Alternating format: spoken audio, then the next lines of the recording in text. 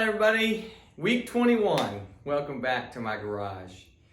So this is the week that many of us started school, and if we haven't, we're all about to start school soon. Some weird combination of cohorts of online learning in this crazy time of COVID.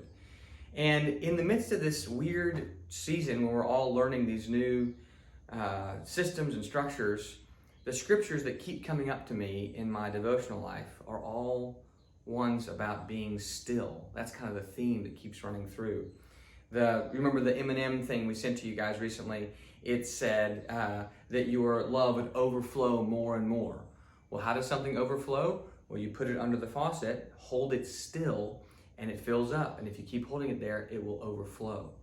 Then Jeremiah goes to go see a potter and watches this potter form this clay pot. And the only way that the potter can form the clay pot is if the clay remains still in the center of the potter's wheel as it spins.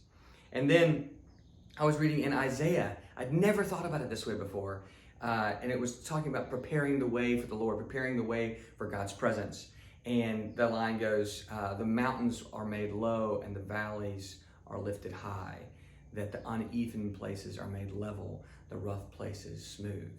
And I've been working on a tree house for my kids in the backyard, and so I'm using my grandfather's level, right? So I had it in my mind. And there's this little, the way a level works, right, is there's this little bead of air that stays in this little tube here, and when it's in the very middle, that's how you know it's level. And so that's the image that was in my mind, like, oh my gosh, when it's level, we remain still. And then there's the obvious one, right? Be still and know that I am God. And so my challenge to us in this crazy season, when things are totally upside down, that we would make space to be still and know that God is God. That we would level out our lives in the craziness and be able to notice and prepare the way for God's presence in our life by being still and open to it. We're still, we've kind of taken a pause for 2 weeks until we launch things in the fall. We're preparing a bunch of different small groups that will be meeting towards the ends of August is when we'll launch most of those.